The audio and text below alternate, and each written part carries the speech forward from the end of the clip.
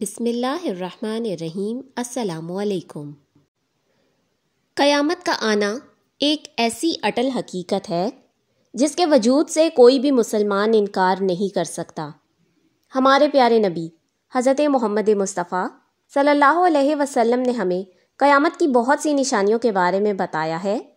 اس میں سے کئی نشانیاں پوری ہو چکی ہیں، لیکن ابھی بھی قیامت کی چند بڑی نشانیوں کا پورا ہونا باقی ہے جس کے بغیر قیامت قائم نہیں ہوگی، جیسا کہ سورج کا مغرب سے طلوع ہونا، دجال کا دنیا میں آنا، یاجوج ماجوج کا خروج اور دابۃ الارض کا زمین سے نکلنا۔ دابۃ الارض کے بارے میں سورہ نمل میں اللہ تعالیٰ بیان کرتے ہیں کہ ہم ان کے لیے زمین میں سے ایک جانور نکالیں گے جو ان سے باتیں کرے گا، یہ اس لیے کہ یہ لوگ ہماری آیتوں پر ایمان نہیں لاتے تھے۔ حضرت حذیفہ بن عزیز سے روایت ہے کہ رسول اللہ نے فرمایا، قیامت اس وقت تک قائم نہ ہوگی جب تک تم اس سے پہلے یہ نشانیاں نہ دیکھ لو، یعنی کہ 3 بڑے زلزلے جن سے دنیا کے 3 مختلف حصے نیست و نابود ہو جائیں گے۔ ان میں سے ایک زلزلہ مشرق میں، ایک مغرب میں اور ایک زلزلہ عرب کے جزیرے کے اندر آئے گا۔ پھر فرمایا کہ ایک دھواں جو پوری روئے زمین پر پھیل جائے گا اور جسے الدخان کہتے ہیں، اس دھوئیں کا پھیلنا بھی قیامت کی بڑی نشانیوں میں سے ایک ہے۔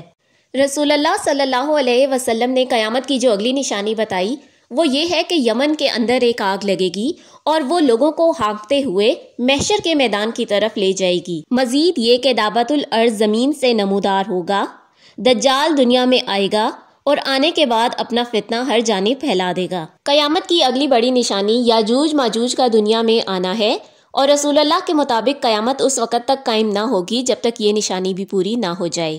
اس کے علاوہ حضرت عیسیٰ علیہ السلام کا آسمان سے زمین پر اترنا اور سورج کا مغرب سے طلوع ہونا بھی قیامت کی بڑی نشانیوں میں سے ایک ہے۔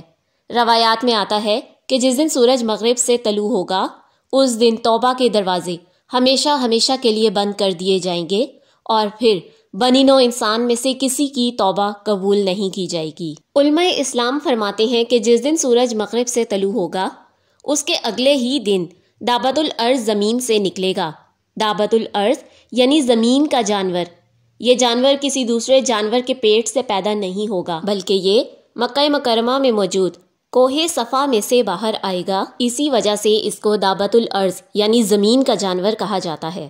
یہ جانور کوہ صفا کو پھاڑ کر اس میں سے نکلے گا اور پھر اپنا سر جھاڑتا ہوا مسجد حرام میں حجر اسود اور مقام ابراہیم کے درمیان پہنچ جائے گا۔ لوگ اس جانور کو دیکھ کر اس کے ڈر سے یہاں وہاں بھاگنے لگیں گے، لیکن کوئی بھی اس سے بچ نہیں پائے گا۔ زمین سے باہر آنے کے بعد دابۃ الارض لوگوں سے کلام کرے گا، ان کو قیامت کے آنے کی خبر دے گا اور کافروں سے کہے گا کہ تم ایمان کیوں نہیں لاتے۔ یہ جانور زمین سے تب نمودار ہوگا جب لوگ اللہ کی آیات اور احکامات کو مکمل طور پر بھلا چکے ہوں گے، سرکشی اپنے عروج پر ہوگی اور ہر طرف کافریت کا منظر ہوگا۔ دابۃ الارض جب زمین سے نمودار ہوگا تو اس کے ہاتھ میں حضرت موسیٰ علیہ السلام کی لکڑی اور سلیمان علیہ السلام کی انگوٹھی ہوگی۔